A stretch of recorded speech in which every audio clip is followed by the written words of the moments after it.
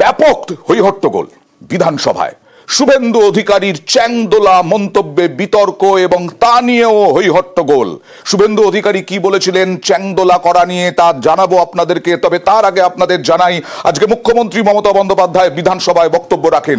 সেই বক্তব্যে তিনি কি বললেন এ প্রসঙ্গে তা আপনাদের দেখাবো। প্রথমে গ্রাফিক্যাল প্রেজেন্টেশনের মাধ্যমে চ্যাংদোলা যে রাজনীতি, সেই রাজনীতিতে আজকে শুভেন্দু অধিকারীর বক্তব্যের যে বিতর্ক হয়েছে, আপনারা কি ব্যবস্থা নেন? আপনাদের বিরোধী দলনেতা মুসলিম বিধায়কদের ছুঁড়ে ফেলে দেওয়ার কথা বলছেন। কি বলেছিলেন শুভেন্দু অধিকারী আপনাদেরকে দেখাবো।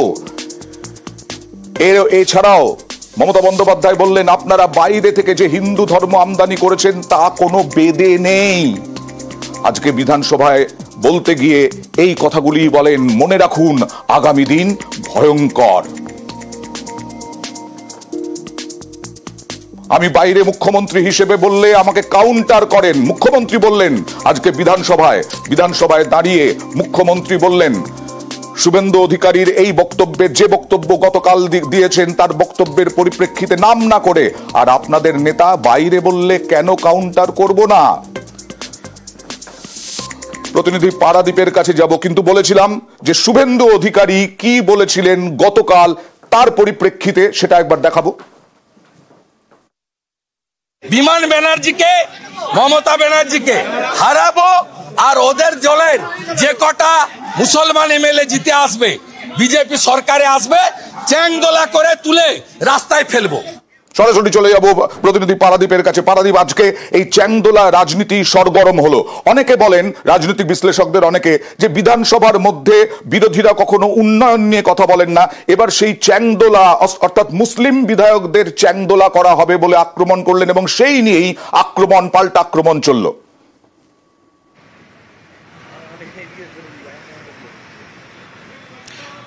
অয়ন, প্রথমে যেটা বলতে হয়, বিতর্কের সূত্রপাত গতকাল যখন বিজেপি বিধায়করা ওয়াকআউট করে বিধানসভা অধিবেশন কক্ষের বাইরে আসেন, সে সময় শুভেন্দু অধিকারী তাদের সঙ্গে যোগ দেন এবং শুভেন্দু অধিকারী যে মন্তব্য করেন, যেটা তিনি বলেন যে 2026-এর সামনের বিধানসভা নির্বাচন, এবং সেই বিধানসভা নির্বাচনে বিজেপি যদি জিতে আসে তাহলে সেক্ষেত্রে সংখ্যালঘু বিধায়ক যারা আছেন তাদের চ্যাংদোলা করে বিধানসভা থেকে বাইরে ফেলে দেবেন। এবং শুধু তাই নয়, তার সেই মন্তব্যের রেশ কিন্তু আজ বিধানসভায় উত্তাল হয়ে ওঠে। এবং বিধানসভার শুরু থেকেই, আজ বিধানসভায় বাজেট অধিবেশনের দ্বিতীয় পর্বের শুরু থেকেই একের পর এক যখন তৃণমূল বিধায়ক এবং শাসক দলের বিধায়করা বলতে ওঠেন, তখন তারা বারে বারে এই গতকালের যে শুভেন্দু অধিকারীর যে বক্তব্যের কথা একটু আগেও তোমায় বলছিলাম, সেই বক্তব্যের প্রেক্ষাপট টানেন। এবং তখন মন্ত্রী গোলাম রব্বানী তিনি একটি প্রস্তাব আনেন শুভেন্দু অধিকারীর গতকালের বক্তব্যের প্রেক্ষাপটে। গতকাল শুভেন্দু অধিকারী কি বলেছিলেন? তিনি বলেছিলেন যে 2026-এর নির্বাচনে যদি বিজেপি জেতে, তাহলে সেক্ষেত্রে যে সংখ্যালঘু বিধায়করা রয়েছেন তৃণমূল কংগ্রেসের, তাদের চ্যাংদোলা করে বিধানসভার বাইরে ফেলে দেওয়া হবে। এবং এরই পরিপ্রেক্ষিতে, এরই প্রেক্ষাপটে আজ কিন্তু বিধানসভা অধিবেশন প্রথম থেকেই সুর চড়ে ওঠে। একেবারে গোলাম রব্বানী তিনি তৃণমূল বিধায়ক এবং মন্ত্রী, তিনি বললেন গণতন্ত্রে এসব কথা চলে না, এ ধরনের ঘটনা কখনো ঘটে না। দেখুন কি বললেন। কোন এলওপি আজ অব্দি বলেনি, কোন ভারতের কোন অ্যাসেম্বলিতে বলেনি এরকম কথা। ডেমোক্রেসিতে এটা হয় না, এটা অ্যালাউ করা যায় না। মমতা বন্দ্যোপাধ্যায়কে ধন্যবাদ জানাই, এক্সপ্লেন করেছেন ভালো করে। আর একটা নিন্দা প্রস্তাব আমরা নিয়ে আসছি আজকে অ্যাসেম্বলি, একটা কমিউনিটি সবকটা বিধায়ককে বাইরে খিচিয়ে ধরে ফেলে দিবে, এটা হতে পারে না ডেমোক্রেসি। শুভেন্দু অধিকারীর চ্যাংদোলা মন্তব্যে বিতর্ক, চ্যাংদোলা রাজনীতিতে সরগরম রাজ্য, আর সেই অবস্থাতেই বিধানসভাও সরগরম। আজকে আবার নতুন করে ব্যাখ্যা দিলেন বিরোধী দলনেতা শুভেন্দু অধিকারী। আমি রেফারেন্স দিয়েছি শঙ্কর ঘোষ এবং মনোজ ওরাও মার্শাল দিয়ে ধাক্কা মারার প্রতিবাদ করেছে। 26-এর পরে যে নতুন বিধানসভা আসবে, সেখানে হিন্দু তৃণমূলের কোন এমএলএ আসবে না। তৃণমূলের যে কটা এমএলএ আসবে মুসলিম। শঙ্কর ঘোষ মনোজ ওরাওর সঙ্গে এই স্পিকার মার্শাল দিয়ে যা করেছে, কেবলমাত্র তৃণমূলের মুসলিম এমএলএ 26-এর পরে আসবে। তাই তারাও একইভাবে every action has it same and equal reaction, প্রত্যেক ক্রিয়ারই সমান এবং বিপরীত ধর্মী প্রতিক্রিয়া। এবার দেখাবো বিজেপির রাজ্য সভাপতি সুকান্ত মজুমদার এই মন্তব্য, অর্থাৎ শুভেন্দু অধিকারীর গতকালের মন্তব্যের পরিপ্রেক্ষিতে কি বললেন। তিনি বললেন খোঁজ নেবেন, কোন পরিপ্রেক্ষিতে বিরোধী দলনেতার এই মন্তব্য? শুভেন্দু অধিকারীর সঙ্গে কথা যখন হবে তিনি জানতে চাইবেন শুভেন্দুবাবু কোন পরিপ্রেক্ষিতে এই কথা বলেছেন সেই বিষয়ে আমার জানা নেই। আমি ওনার স্টেটমেন্টটা এখনো শুনিনি বা ওনার সাথে আমার কথাও হয়নি। আমি ওনার সাথে কথা হলে পরে অবশ্যই ওনার কাছে জানতে চাইবো। নিশ্চয়ই ওনাকে কেউ উত্তক্ত করেছিল বা এই ধরনের কোনো বাজে কথা বলেছিল। বারবার যেভাবে ফ্লোরের মধ্যে, বিধানসভার ফ্লোরের মধ্যে সম্মানীয় বিরোধী দলনেতাকে এবং আমাদের বিধায়কদেরকে যেভাবে বারবার হেনস্থা করা হচ্ছে, বারবার তাদের সাসপেন্ড করা হচ্ছে, এটা আমার মনে হয় গণতন্ত্রের পক্ষে কাম্য নয়।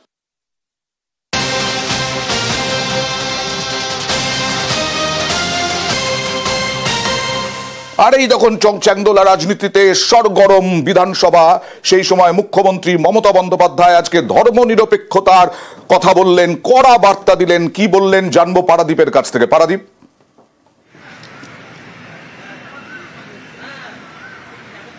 অয়ন, যে প্রসঙ্গটা তোমায় বলছিলাম, আজ গোলাম রব্বানী সেই শুভেন্দু অধিকারীর চ্যাংদোলা মন্তব্যের পরিপ্রেক্ষিতে যখন প্রস্তাব পাঠ করেন, সেই সময় বিজেপি বেঞ্চে, বিরোধী বেঞ্চে বিজেপির যে বিধায়করা ছিলেন তারা একদিন কালো পোশাক পরে এসেছিলেন এবং কালো পোশাক পরে তারা হৈ হৈ করতে শুরু করেন। তারা সব দাঁড়িয়ে ওঠেন এবং গতকালই যে স্পিকার বিমান বন্দ্যোপাধ্যায় তিনি বলেছিলেন কোনো কার্যসূচির বিবরণ তাদের দেওয়া হবে না, কিন্তু আজ বিজেপি বিধায়করা তৈরি হয়ে এসেছিলেন। তারা টুকরো কাগজ তাদের পকেটে করে, পাঞ্জাবির পকেটে করে নিয়ে এসেছিলেন এবং সেগুলো নিয়ে তারা ভেতরে ওড়াতে থাকেন।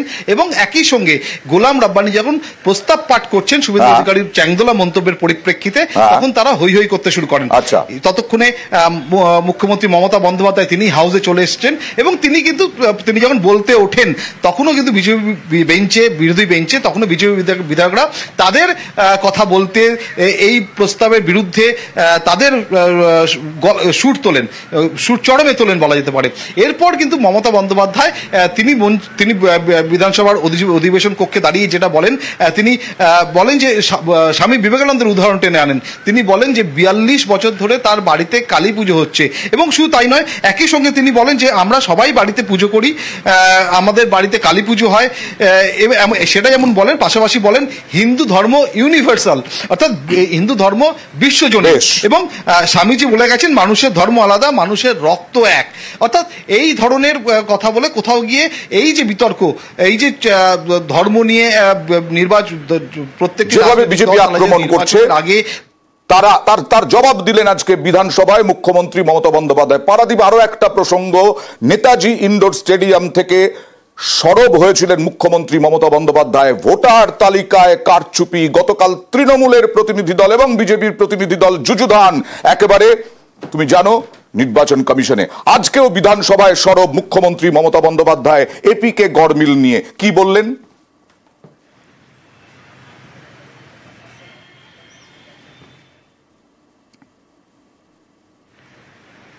একদমই অয়ন, দেখো গতকাল আমরা দেখেছিলাম যে সংসদীয় দল তারা দিল্লি নির্বাচন কমিশনে তারা গেছিল, নির্বাচন দপ্তরে তারা গেছিল এবং সেখানে তারা ফেক মানে ভোটার এপিক কার্ড এবং ভোটার তালিকায় যে অন্য রাজ্যের এক এপিক নাম্বারে একাধিক ভোটারের নথিভুক্তিকরণ, সে নিয়ে যেমন তাদের প্রতিবাদ জানিয়েছে, তাদের অভিযোগ জানিয়েছে।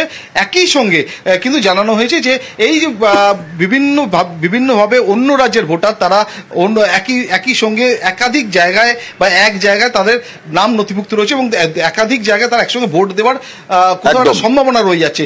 সেই নিয়ে তারা যে অভিযোগ জানিয়েছিলেন, তারই পরিপ্রেক্ষিতে মমতা বন্দ্যোপাধ্যায় তিনি কিন্তু আজ বিধানসভায় তার বিবৃতি দেন এবং তিনি বলেন যে এই ভোটার লিস্ট, যত ভোটার তালিকায় যেভাবে স্বচ্ছতা আনা দরকার, রাজ্য সরকার তার সেই প্রয়াসেই ব্রতী রয়েছে এবং অদূরে খুব সামান্য, খুব তাড়াতাড়ি এই ধরনের কোনো যদি ত্রুটি ভোটার তালিকায় চোখে পড়ে তাহলে সেক্ষেত্রে সেটা সংশোধন করা হবে এবং নির্বাচনের আগে সুস্থ ভোটার তালিকা, ত্রুটিমুক্ত ভোটার তালিকা তৈরি করেই তবে নির্বাচনে যাওয়া হবে। সেই বিষয়ে যে রাজ্য সরকার উদ্যোগী হবে সেই। তবে মুখ্যমন্ত্রী মমতা বন্দ্যোপাধ্যায় বলেছেন যে নজর ঘোরাতে, এই যে ভোটার তালিকা থেকে, ভোটার তালিকায় কারচুপি, তার থেকে নজর ঘোরাতে এই সব ধর্মীয় রাজনীতির প্রসঙ্গ তুলছে বিরোধীরা। আর নাম না করে শুভেন্দু অধিকারী বিরোধী দলনেতা তাকে আক্রমণ করলেন। কি বললেন দেখাবো, কি বললেন গ্রাফিক্যাল প্রেজেন্টেশনের মাধ্যমে দেখাবো আপনাদেরকে। যিনি এইসব কথা বলেছেন তাকে পস্তাতে হবে। তিনি 3 বার দল বদল করেছেন, নাম না করে শুভেন্দু অধিকারীকে আক্রমণ মমতা বন্দ্যোপাধ্যায়ের। তিনি লুকিয়ে কালো কাপড় মাথায় দিয়ে বিজেপির সাথে দেখা করেছেন। আর কিছুদিন বাদে দেখবেন রিকোয়েস্ট আসবে অন্য দলে যাওয়ার। এইভাবে আক্রমণ করলেন মুখ্যমন্ত্রী মমতা বন্দ্যোপাধ্যায়। যখন তৃণমূলে ছিলেন তখন রোজা করতে, এখন আর করো না। আসলে তোমার জামা বদল হয়েছে, ভেতর একই আছে। কটাক্ষ করলেন এই জামা আবার যেন লাল জামায় পরিণত না হয়। আর কি বললেন এই শুভেন্দু অধিকারীকে আজকে মুখ্যমন্ত্রী মমতা বন্দ্যোপাধ্যায়ের নাম না করে বিরোধী দলনেতাকে সাসপেন্ড করা হয়েছে 30 দিনের জন্য, এবং সেই বিরোধী দলনেতা বাইরে আছেন।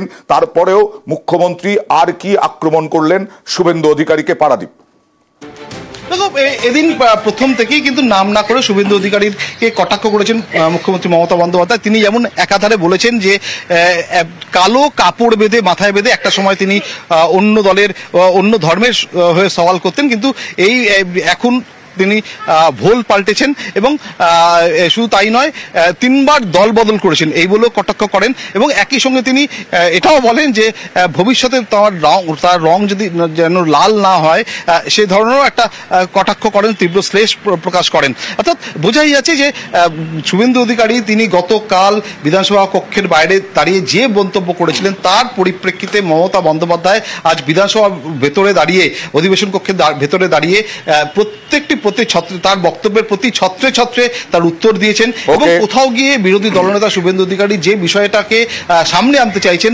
নির্বাচনকে কেন্দ্র করে ধর্মতাস খেলতে চাইছেন, সেই বিষয়টা কিন্তু খণ্ডন করার জন্য তার প্রতি বক্তব্যে প্রতিটি ছত্রে কিন্তু তার যুক্তি সাজিয়ে এবং প্রতিটি বিষয়ে কিন্তু পরপর করে মানে ক্রমান্বয়ে সাজিয়ে সকলের সামনে তুলে ধরার চেষ্টা করেছেন।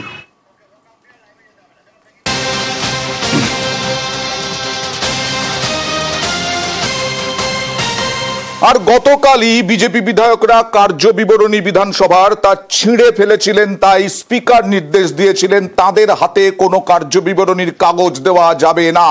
আর তাই আজকে গতকালই হুঁশিয়ারি দিয়েছিলেন শুভেন্দু অধিকারী যে দিস্তা কাগজ তারা বিধানসভার ভেতরে নিয়ে যাবেন।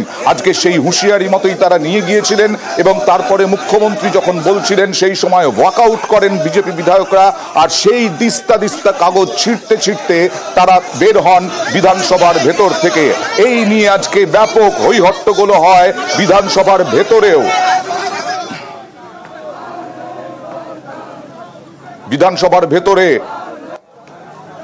বিধানসভার ভেতরেও হই হট্টগোল হয়।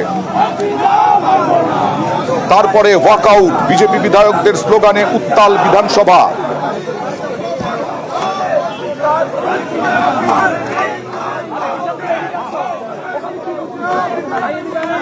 মুখ্যমন্ত্রী কোনদিন চেয়ারের মর্যাদার কথা মনে পড়েনি, আজকে হঠাৎ করে ওনার বিরোধী দলনেতার চেয়ারের মর্যাদার কথা মনে পড়েছে। 4 বার সাসপেন্ড করেছেন ওনাকে, 8 বার প্রিভিলেজ আছে। ওনার একটাই অপরাধ, উনি তৃণমূল কংগ্রেসের দুর্নীতি টেনে ছিঁড়েছেন।